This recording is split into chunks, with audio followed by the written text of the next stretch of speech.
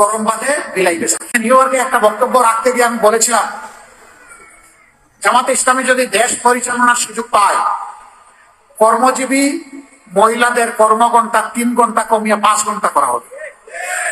আরে যাই বলছি, বাংলাদেশে বঙ্গোপসাগরে জোয়ার শুরু হয়ে গেছে, চতুর্দিকে সমালোচনার ঝড়। হায় হায়, কি বললো জামাতের আমির সাহেব, এখন তো আর মহিলারা কোনো কাজই পাবে না। যারা বিভিন্ন কাজে নিয়োগ করবে তারা বলবে, বাবা আমার এই 5 ঘন্টা দিয়ে 8 ঘন্টার বেতন দিয়ে আমার তো পোষাবে না, আমার দরকার নাই মহিলা কর্মজীবী, মহিলা কর্মকর্তা আমার প্রয়োজন নেই, কারণ মালিক টাকা খাবে কেন। আরেকদল বলতেছে, যাও মহিলারা একটু রুজি রোজগার করতো, রাস্তাটা দিলেন আপনি বন্ধ করে। ভাই, একদিনে সব কথা বলা যায় না, বিবেচনা না করে চিন্তা না করে এই কথা বলি নাই।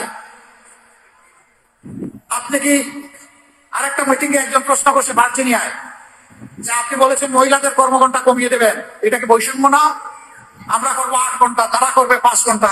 আমি বললাম অবশ্যই বৈষম্য। আসেন দেখি আর কোনো বৈষম্য আছে কিনা। পুরুষরা বাম দিকে বসেছে, মহিলারা ডান দিকে বসেছে। পুরুষদেরকে বললাম, বন্ধুরা আপনারা শুনবেন না এই প্রশ্ন।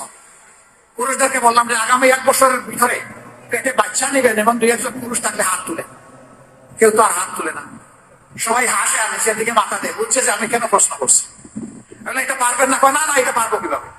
আমি বললাম আচ্ছা ঠিক আছে, বাচ্চা নিতে পারলেন না, আপনার স্ত্রী যে বাচ্চাটা জন্ম দিবেন ওকে একটু বুকের দুধ খাওয়াবেন 2 বছর, যারা তারা একটু হাত তুলে, নিজের বুকের দুধ। এখন থেকে আবার কেউ হাত তুলে। আমি বললাম এটাকে বৈষম্য না?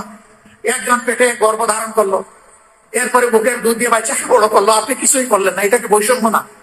তো সে সব কিছু করবে, আবার প্রফেশনাল লাইফে এসে আপনার মতো 8 ঘন্টা কাজ তাকে করতে হবে, এইটাই বৈষম্য।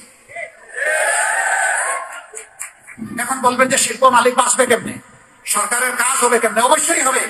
যে জাতি তার মাকে সম্মান করে, আল্লাহ সেই জাতিকে সম্মানিত করে।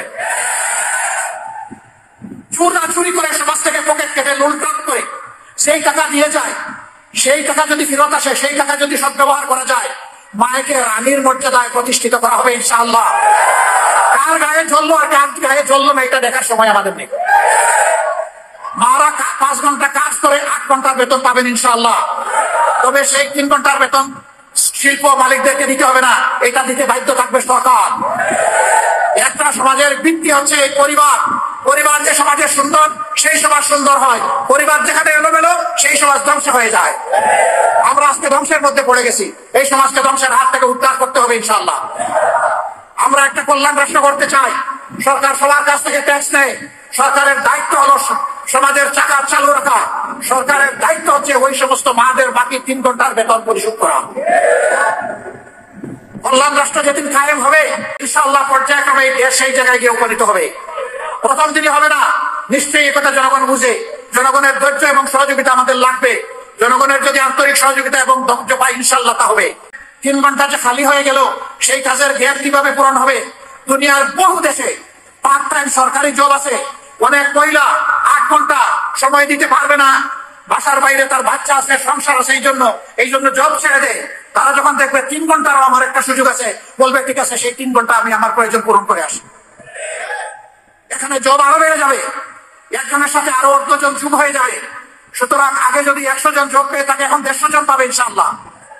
এইভাবে জবের সংখ্যা বেড়ে যাবে। কিন্তু আমরা কোনো মাকে কাজ করতে বাধ্য করবো না। যার প্রয়োজন আছে, যোগ্যতা আছে, কাজ তার হাতে সম্মানের সাথে তুলে দেবো। তার নিরাপত্তা কর্মক্ষেত্রে বিধান করা হবে ইনশাআল্লাহ। সম্মানিত ভাইরা, এরপরে যদি কোনো শিল্প, কোন ইন্ডাস্ট্রি মহিলাদেরকে কাজে নিতে না চায়, সরকার নীতিমালা করে যে এতটুকু নিতে হবে। কেউ যদি না আসে পুরুষ দিয়ে পূরণ করে, অসুবিধা নেই। আবার মহিলাদের মাঝে, নারীদের মাঝে কেউ যদি বলেন যে আমি 8 ঘন্টা কাজ করে 8 ঘন্টার বেতন দিতে চাই, তাকে সম্মানিত করা হবে বাড়তি ইনশাআল্লাহ। তিনি যে সম্মানটা দেখালেন রাষ্ট্রকে, এই জন্য তাকে সম্মানিত করা হবে। সম্মানিত করার বহু রাস্তা খোলা আছে। কাউকে বাধ্য করা হবে না, কাজ করতেও কাউকে বাধ্য করা হবে না, কাজ থেকে বিরত থাকতেও বাধ্য করা হবে না। এটা থাকবে অপশনাল চয়েস, অল্টারনেট চয়েস। এমন হলে কারো সুবিধা? গরম ভাতে বিলাই বেচা।